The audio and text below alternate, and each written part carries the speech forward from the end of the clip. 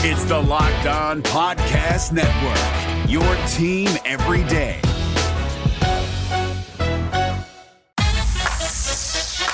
You are Locked On Lakers, your daily Los Angeles Lakers podcast. Part of the Locked On Podcast Network, your team every day.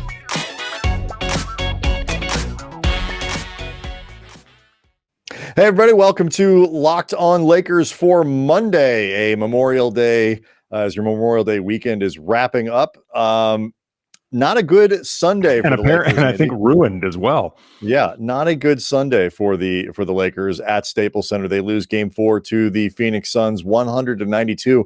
But were that all, Andy, it wouldn't be so bad.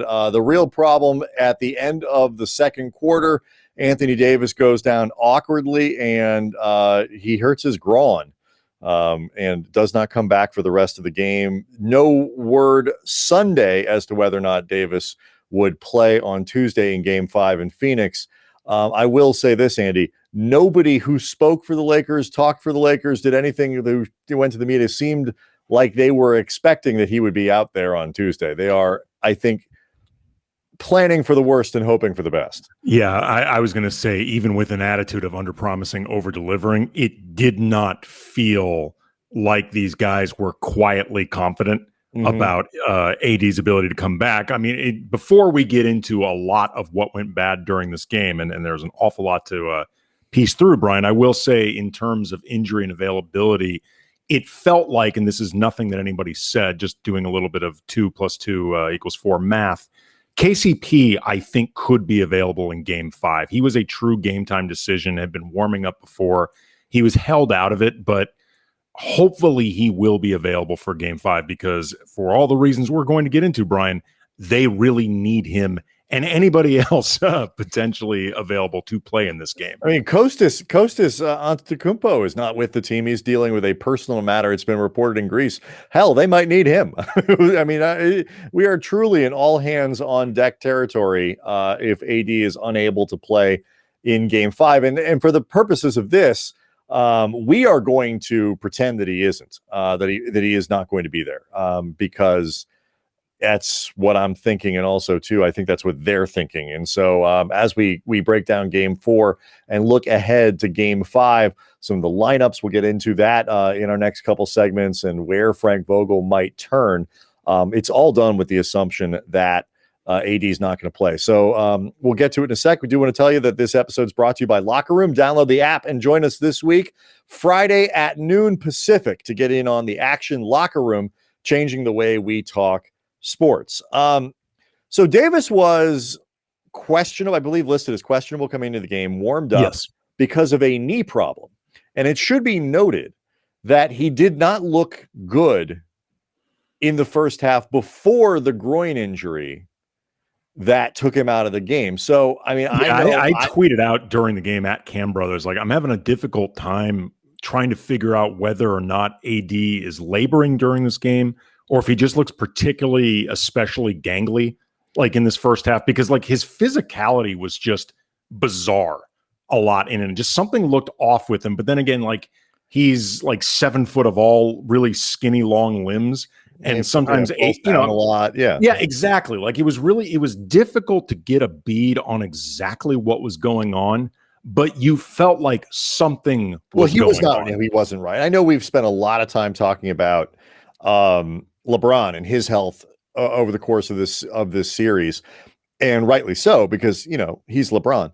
But AD was not healthy. He was not right in the first half, and it showed. I mean, he was 2 of 9 when he went out of the game. I mean, these were his stats for the day. It wasn't like he got hurt and kept trying to play.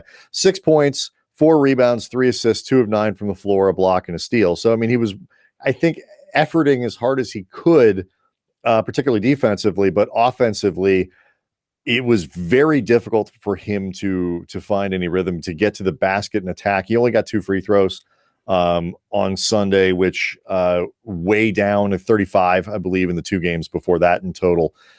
It's not, he wasn't right. And Phoenix was doing, I think, everything they could to keep him and the Lakers away from the paint. They packed things down. They sagged off Lakers shooters, even at the beginning of the game, Andy, when the Lakers actually were hitting a couple 3-pointers. Like for them, they were red hot from the perimeter. Phoenix did not back off that strategy. They stayed, inside the kind of, made a little shell, and they made it hard for the Lakers to get the ball down low off the dribble or in any way. And I think that was designed based on what Davis in particular had been doing in games 2 and 3 and LeBron.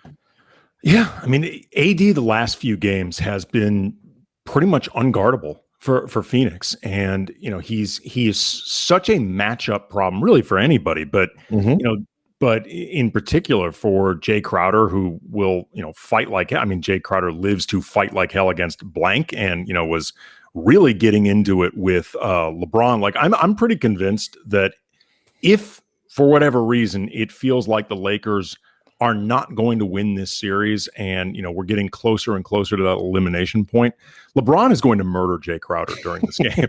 It's possible. It's possible. He's actually just going to say, you know what? I don't care if it's in front of a live audience. I don't care if there's a hell of a lot of witnesses here. I'm LeBron. I got a lot of money. I can beat this. I'm gonna kill this man. Yeah. Like he really round status for Jay Crowder, DNP, dead. And by the way, it should be clear, he really hates Jay Crowder, and increasingly with very good reason. Well, I will say this though, Lakers fans around the city would smuggle him out. Like if they needed some sort of, June Osborne trying to get out of Gilead. They'd figure out a way to get LeBron. Well, they're already right now in preparation of this. You've got a bunch of Laker fans around the city just building tunnels underneath Staples Center. Or there's plenty. By the way, there already are tunnels underneath Staples. It's getting them all the way to Mexico. Well, that's what I'm talking about. Or there's plenty in Arizona. There's plenty of Laker fans in the Phoenix area as well. I feel like there's a lot of people who will have LeBron's back on this. But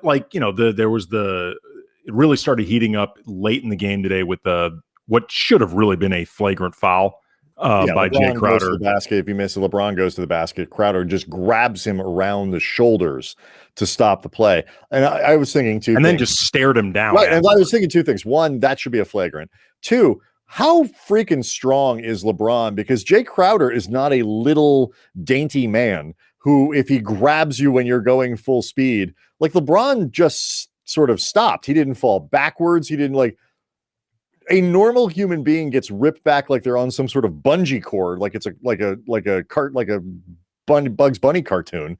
But LeBron didn't. I mean, but the problem was at that point that the Lakers were struggling, as they have for much of the series, to score.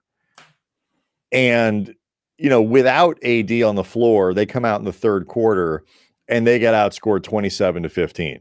Yeah. And 27, you want to avoid that. It's not a catastrophic amount. Phoenix shot 47% in that quarter and all that stuff. The 15 there is really what's problematic. Yeah, they couldn't score. That's bad. They couldn't score, Brian, but they just had difficulty trying to even create looks to not score off. They shot from the field in the third quarter 19%, rounding up. And they had 6 turnovers in one quarter. Two of them were LeBron, 2 of them Kuzma, 2 of them Caruso. And basically that's anybody who was attempting to handle the ball with any type of regularity in that quarter. They looked so incredibly out of sorts. They also looked like a team wondering, what the F are we going to do for the rest of this series if AD isn't there? Right. And they all talked about it. They all talked about it after the game that, it's one thing to prepare for a team like they will be going ahead towards Tuesday as if this guy's not going to be here. It's, you do your game plan, your pregame scouting report, all of those things are calibrated for Davis not playing. And look, I understand they've played games without AD before. It's different in a playoff series, and all of those things. It's an entirely different thing to have to come out of a half where they weren't sure, and then they come back and he's not on the floor and they weren't sure what's going on. The question becomes what they do. And there were some lessons, I think, from a lineup standpoint, from an offense standpoint, and defensively in game 4 that they're going to look at going into Game 5, and we'll do the same. We'll do that next. Locked On Lakers brought to you by Indeed. If you're the hiring expert for your company and what you really need is help making your short list of quality candidates, you need a hiring partner who helps make your life easier. You need Indeed. Indeed is the job site that makes hiring as easy as 1, 2, 3. Post, screen, interview, all on Indeed. Get your quality short list of candidates whose resumes match your job description. Only pay for the candidates that have must-have qualifications, none of the scrubs out there. You don't want to be dealing with them and their resumes. Schedule and complete video interviews in your Indeed dashboard. Indeed makes hiring the right talent fast and easy with tools like Indeed Instant Match, giving you quality candidates whose resume on Indeed fits your job description immediately. An Indeed skills test that on average reduce hiring time by 27%.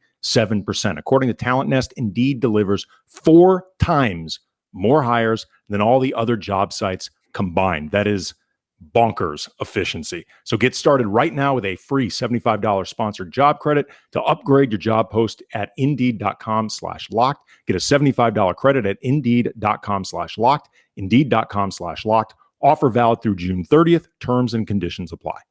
Locked On Lakers also brought to you by Built Bar. Andy, if you're like me, you're running around all day, you're driving the kids here, you're trying to squeeze in some work there, you're recording a podcast, you're doing all that stuff. You get hungry, you need a snack, you need something to keep you going, but it also needs to be healthy and you want it to taste good, and that's Built Bar. High in protein, but low in sugar and calories, and the improved Built Bar even more delicious than before. It's already pretty delicious. Now it's even more so. 18 flavors, including 6 new ones like caramel brownie, cookies and cream, or cherry barcia. And Built Bar, it can calm my sweet tooth, and I got a big one. Even without that sugar, because they're all coated in 100% real chocolate, and unlike some protein bars, they're soft, they're easy to chew, they're satisfying, and they hit that spot if you're a guy like me with a real sweet tooth. So go to BuiltBar.com and use the promo code LOCKED15. You get 15% off your next order. Use the promo code LOCKED15 for 15% off at BuiltBar.com. Stop me if you've heard this before, Andy. The Lakers had trouble scoring the ball Sunday against the Suns. It was particularly catastrophic in the fourth quarter, as we mentioned there. But the whole game, immediately in the first, the third quarter. Fourth quarter, they actually started scoring. Yeah, the whole game, though. Just by then, they were too far behind. Fourth quarter, they shot almost 53%. Yeah, again, a little too late. But under 40% from the game from the field for the game, 32.5% from 3-point range, 15 turnovers. It looked very much like this team that even sometimes when Davis plays, you wonder where the points are going to come from. And that is the real question, I think, for them going forward. If they play defense in Game 5, like they did in Game 4, I think they have they give themselves a reasonable chance to win. They can certainly be better. You can always be better, but they give themselves a chance to win. The question, I think, for me at least, Andy, is how do you generate enough points to win? Which lineups do you use? Do you go with Davis? Do you go with Gasol instead of Drummond in the starting lineup? Do you play Trez? Do you give THT minutes and all these things? Because there are trade-offs in every single one of these choices that Frank Vogel and his staff are going to have to make between now and Tuesday. Yeah, I mean, as we said earlier in the show, in our both, I think, unsourced but reasonably hopeful opinions, KCP will be there for Game 5. Or at least there's a good shot of that, and that will be helpful. It seemed like he might play on Sunday, and if that's the case, 2 more days. Right, exactly. And especially with a team in a Game 5 without their other star, like if he can walk, he's going to try to play. And that'll be helpful, because even though KCP has struggled a lot offensively himself and really is not able to get outside shots down, he is somebody that A, will be guarded, B, he's a better option than his sub, and C, one thing he does do very well that can hopefully help the Lakers in particular with their scoring issues is he runs the floor extremely well. And if he can help create pressure just through that ability to keep things in transition and keep moving forward, that pressure in and of itself is going to be really helpful. He runs the floor well, and he also puts his hands on a lot of balls defensively, which can you get 6 points from deflected balls from KCP that get the Lakers out on the break? Because one thing that they are going to have to do, no matter what Frank Vogel decides in terms of the rotation, and today Sunday all 3 centers played. Trez got on the floor for about 4.5 minutes in the second half, and was quickly put back on the bench. But Gasol got a lot of time. Drummond played. Like, there's chances all these guys could play, but the one thing they're going to have to do, no matter who is on the floor, is push. Whenever they can, they're going to have to push and try to get some points in transition. Because in the half court, I don't care who they put out. It's going to be really difficult for them to generate enough stuff. So you're right. Having KCP back will make a difference. And I will also say this in defense of KCP. He has been terrible from the perimeter over the course of this series. He is also as likely as anybody they have to suddenly hit 5 of 8 from 3-point range. Absolutely. Absolutely. And he's one more guy. He's one more option for Frank Vogel to try and see if maybe this guy can shoot. Look, all everybody ever did before last season was complain about KCP being so incredibly unpredictable because the swings were so incredibly far in opposite direction, which was a legitimate complaint. But that means by definition, the other side could be lurking. We could be just upon that part from the pendulum swing where we're getting to the other side. As far as another thing that I think they should be thinking about is they need to get off to a good start. Like, they cannot be in a position where they are fighting from behind. And with that in mind, I mentioned that fourth quarter that they actually scored pretty well. They shot over 50% from the field, 50% from behind the arc. Amount of minutes that Marc Gasol played was just lost it. But he played about 8 or 9 minutes in that quarter. And Andre Drummond did not play at all. Yeah, Gasol played. He played 7-19. Harrell played the other 4. Yeah, I just did the math wrong in my head, but I think they need to consider starting Gasol in this game. And you and I have been, because Andre Drummond's been this incredible lightning rod for criticism and like the avatar for everything that's wrong with the Lakers whenever they lose a game. By and large, we both think that stuff has been overstated. And for a lot of this series against Phoenix, Drummond's actually been good, but it's simpler in a lot of ways with Gasol out there, particularly without Anthony Davis. They need to be generating easier looks for these guys, and that's something that Gasol is a big help with, and Drummond just isn't. Right, and it's not even that he's Gasol. I mean, there has been like wildly dynamic or just dropping dimes all over the place or this or that or whatever. He had 3 in that fourth quarter that you're talking about. He's obviously a very good passer, but the spacing is so much different. And if you have LeBron on the floor but no Davis, teams defend that differently. And so they're going to have to stretch. Ideally, you could just like play Mark 36 minutes. Like, that's not going to happen. You can't. No, he will literally not survive. Right. You have to figure out how can you get 25 to or so minutes out of Gasol, and then what do you do with those other minutes? Trez and THT, I think you can put them both in the same bucket here. Very talented offensive players with the types of defensive shortcomings that a team like Phoenix, I think, can exploit really well. And a point guard like Chris Paul, who looked much healthier over the course of, particularly in the second half of Game 4. I feel like if you extended run for Trez against that team, you are setting yourself up defensively for a lot of problems.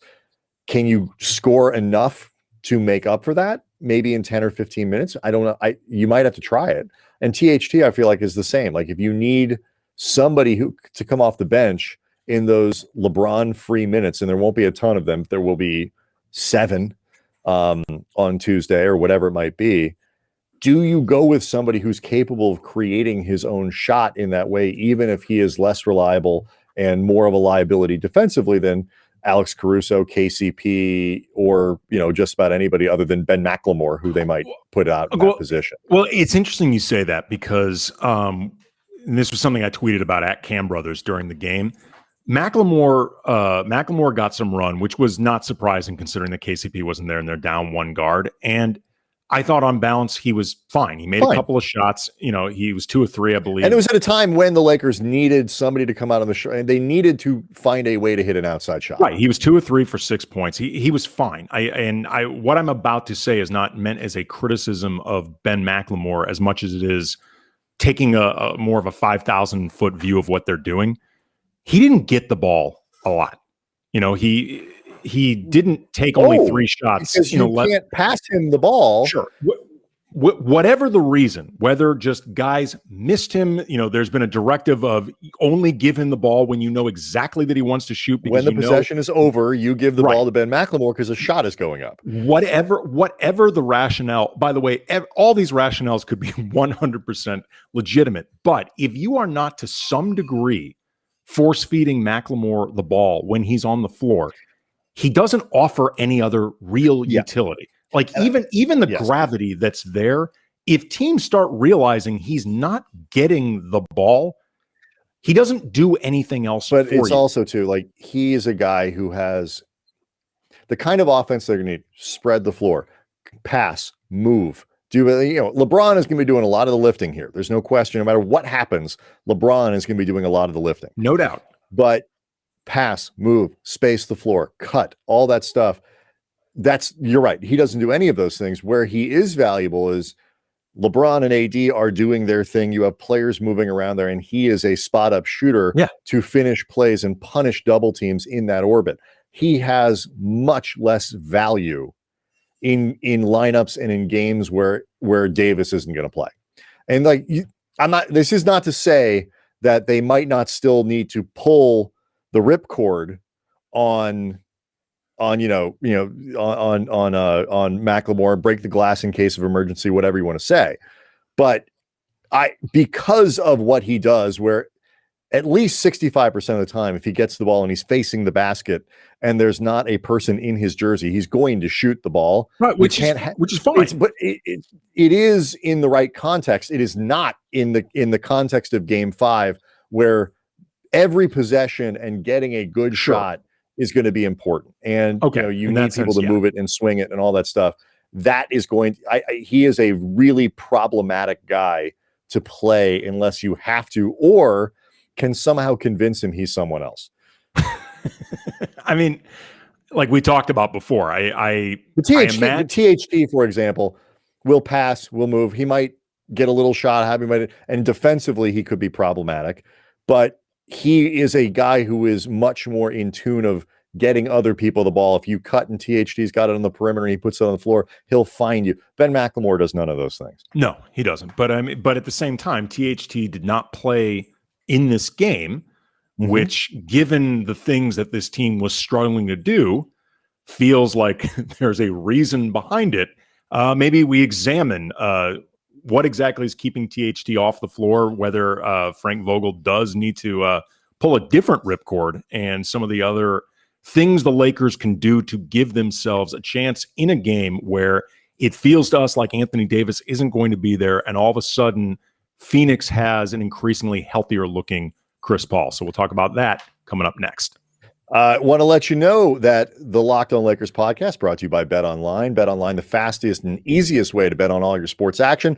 Baseball season, it's in full swing. You can track all the action at BetOnline. You also have the playoffs in the NHL and the NBA, your UFC and MMA action. I know, Andy, that's something we follow very closely. Oh, yeah. So before the next pitch, head over to BetOnline on your laptop or mobile device. Check out all the great news, sign-up bonuses, contests. Don't sit on the sidelines anymore. This is your chance to get in the game. Teams are in the playoffs, man. It's the playoffs. You want to put money on that.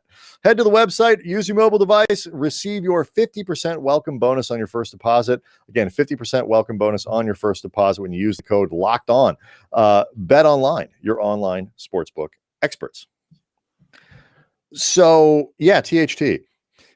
Okay, I was surprised he didn't play on Sunday. I was very surprised, and I like I said, I tweeted that out with regards to McLemore, that basically if you're not going to be confident or resolved with the idea of if he's on the floor, he needs the ball a certain amount of time just to justify his presence on the floor in the first place.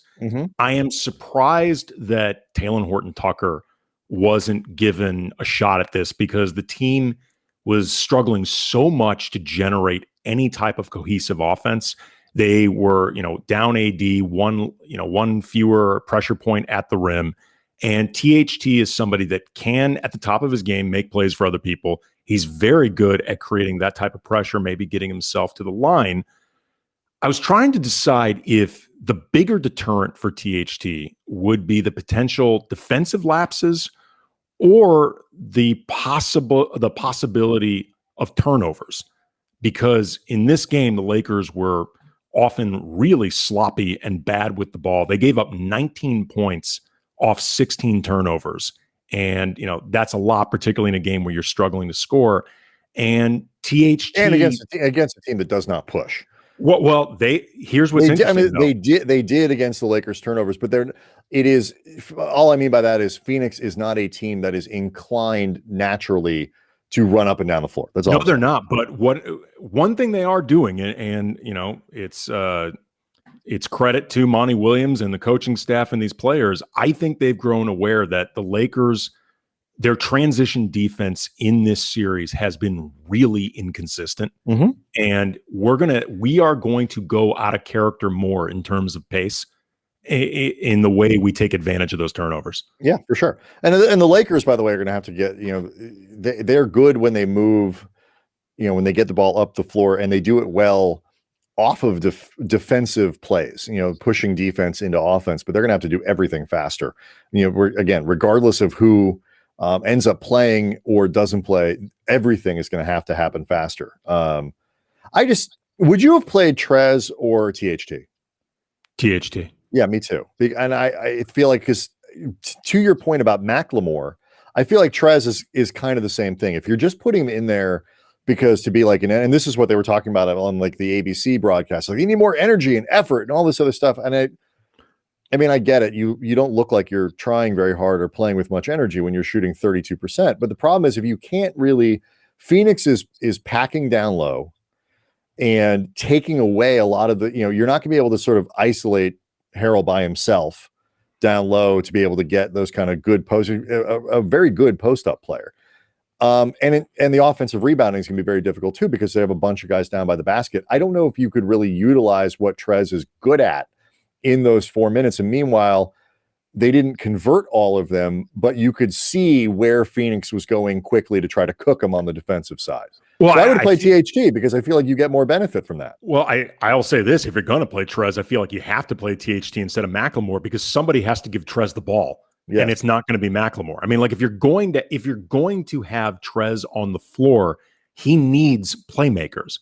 I mean, he can occasionally create for himself, facing up along the baseline or something like that, but it's not really if you give him the space, and it's not in the playoffs. That's going to be really hard. Right. It's not what the guy does. So I think on a few levels, THT should have been out there, and they are going to have to be careful in terms of the way they take care of the ball. And, with regards to what the ABC broadcasters, Jackson and Van Gundy, were saying about the effort with the effort level with the Lakers, I understand what they were talking about to some degree, because truth be told, the defense was starting to slip even before Davis got hurt.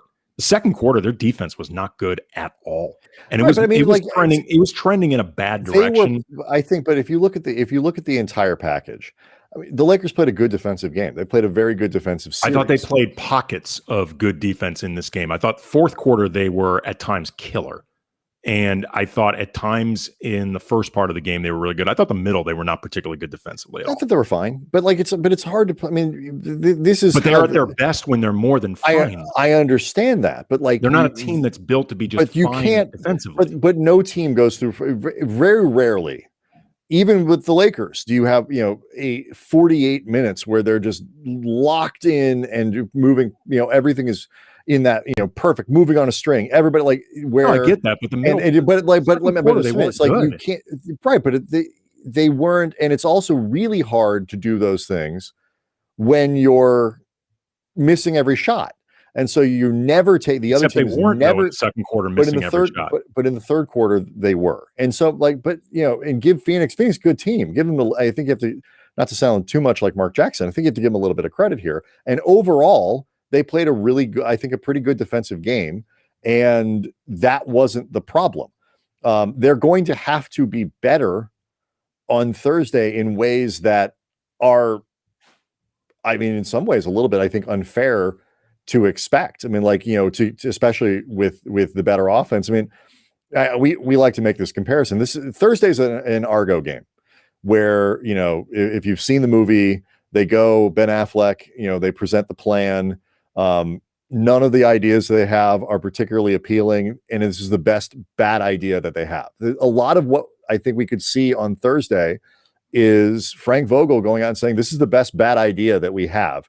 We're going to rely on, certain guys to either play better defense or get away with things that we may not be able to normally would try to get away with, or expect somebody like Alex Caruso to have games like he's had earlier in this postseason or toward the end of the year where, wow, you look up and Caruso's got 14 or 15 points because you need him on Devin Booker. He did a great job today on Devin Booker. Oh, Devin Booker was scoreless in the second half.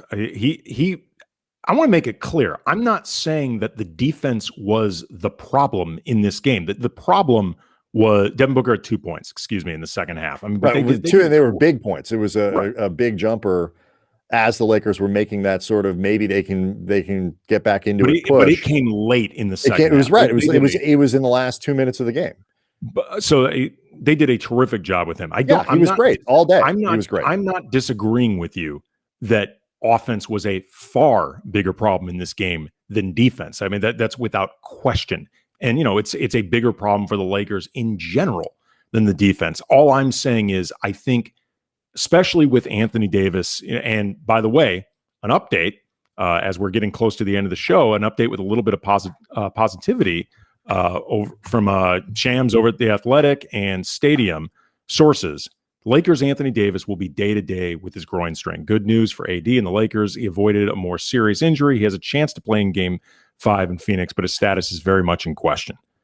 So it's optimistic in the sense that he's not diagnosed already with something definitive that's bad. Right. Yes, that puts him out.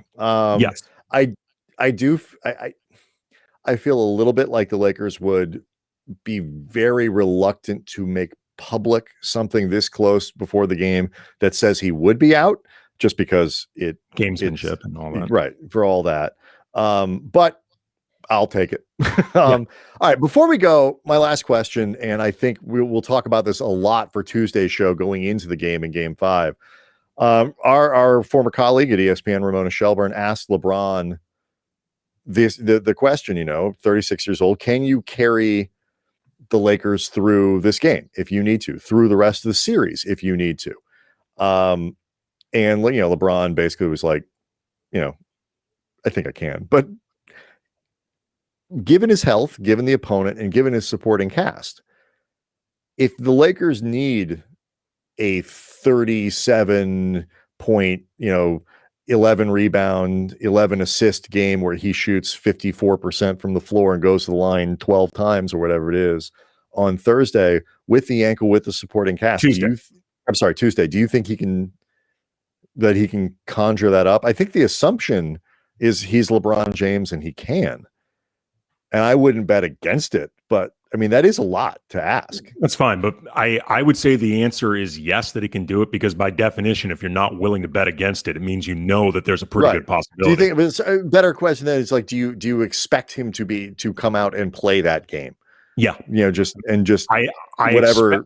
If Anthony Davis is not available in this game, I expect LeBron to go scorched earth, because he is going to recognize the importance of getting a 3-2 advantage and having 2 more cracks at 1 more win potentially without AD, as opposed to having to win 2 in a row potentially without AD. Whether it is ultimately successful, whether it ultimately is enough to overcome AD's absence, make sure they win, whatever, that remains to be seen. If you're asking me if I think that's going to be the approach, as opposed to LeBron setting the table, feeling out the game, no. I think he's going to be holding the wallet that says "bad mother effer" on it.